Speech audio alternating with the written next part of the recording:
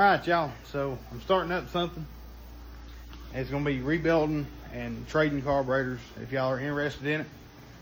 I've got one rebuild already. I've got one special one I'm about to rebuild, but make me a decent offer on this one here.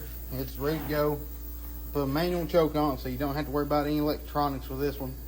It's got 30-day warranty, where if anything happens within 30 days, as long as you don't open this up, I will fix it, or if you would rather do it yourself, I will send you the kit. But I've entire 30-day warranty, as long as it's not been cracked open. That's the only question you'll get from me. It's went through electrolysis. It's been gone through perfectly. Everything should be good to go.